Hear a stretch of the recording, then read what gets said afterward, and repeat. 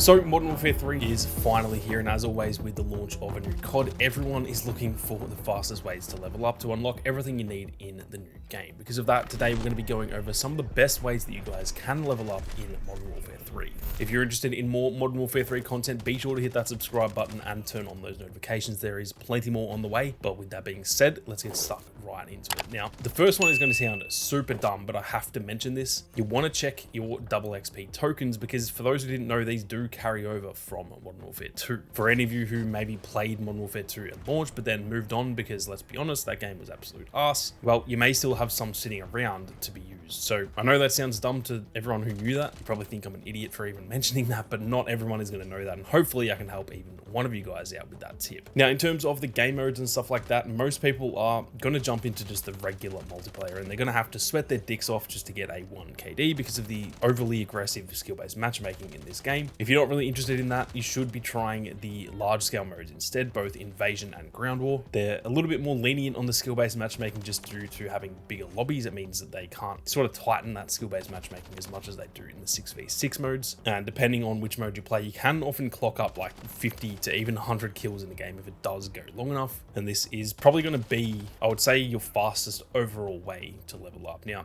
Ground War is a good alternative to Invasion. I find Invasion to be way too boring, to be honest, but it is probably the better of the two, I think, when it comes to getting levels. But if you're really not interested in that, Ground War is a good alternative as well. It is, once again, another bigger game mode. When it comes to Ground War, you pretty much just want to stick near the objectives, as it will give you pretty much double your XP if you're getting defend or attack bonuses for your kills. And the other thing worth noting is that you do also get XP for teammates spawning on you. So Ground War can be a good alternative. The other thing too is that if you're using like a UAV, for example, there's more people on your team that are going to benefit from that, and then obviously you get the XP for like a UAV assist. So there's just a lot of stuff about those bigger game modes that do slowly help you get more XP. It's not a drastic amount or anything like that, but I would definitely say that Invasion and Ground War are probably the fastest ways in the game to level up. Now, it is worth noting though that not everyone is going to like Invasion or Ground War. To be fair, I don't really like them either. I think they're completely boring. And so in terms of the regular 6v6 multiplayer modes, if you do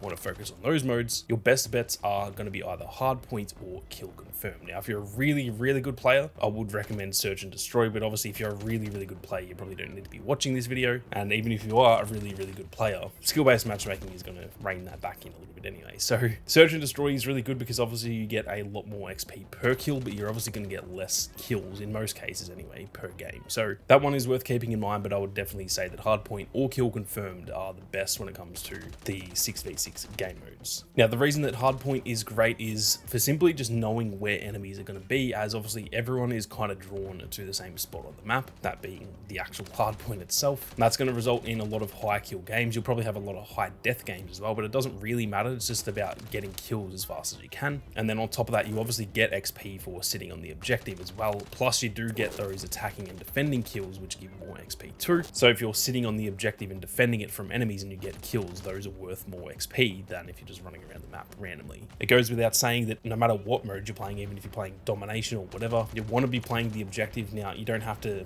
sacrifice yourself to play the objective and win, but it is definitely worth trying to just play the objective whenever you can. And even trying to win games, you do get a win bonus at the end as well. So if you can try and win games, it is definitely worth doing that. It kind of feels like it goes without saying that, but Call of Duty is not known for playing the objective. That's not something that the Call of Duty community generally does. And so it is worth keeping in mind. If you're the only one in your team that is actually playing the objective, it might feel pointless, but at the end of the day, it can just take one person to win the game, because pretty much all 11 other people are just running around killing each other, and you can actually take or make a big impact on the game, I should say. Now, when it comes to Kill Confirm, the reason that this mode is really good is because it kind of just doubles your XP, as you obviously get the XP for the kill, but then you do also get the XP for the confirm as well whenever you do that. So you want to make sure that you are getting those tags when you get the kills in Kill Confirmed. That is pretty much the only reason that this is any better than any of the other modes. If you're not picking up those dog tags, then it doesn't really make it any better than Team Deathmatch, which is essentially the lowest earning XP mode mode in the game. So you definitely want to focus on trying to pick up those tags when you can. And from experience in previous CODs, this is the one that I generally tend to go for when I'm trying to level up guns, as well as my overall rank, because it is definitely just the, I guess, best return, considering every kill you get is essentially double XP if you can get those tags. Now, the last couple might sound a little bit dumb as well, like the first one with the double XP, but it is worth mentioning these as well. Do your daily challenges. Most of these give about 2,500 XP just for a pretty easy task, and you can do about 3 or 4 of these per day. If you do all of those, that is 7,500 to 10,000 XP that you're getting for pretty much just doing what you would be doing anyway. None of these are drastically different from your regular gameplay. So check these on the main menu and make sure you're trying to get as many of these done per day as you can. Another very simple one is to run the UAV and the counter UAV for more XP. Now, the counter UAV, for whatever reason, is unlocked at level 32. I don't know why they've done that. So it will take you a while to actually get to that, but once you unlock it, it is definitely worth running both of those because you get a lot of XP through the UAV assist, as well as the same thing for a counter UAV. So definitely give those a crack once you unlock the counter UAV.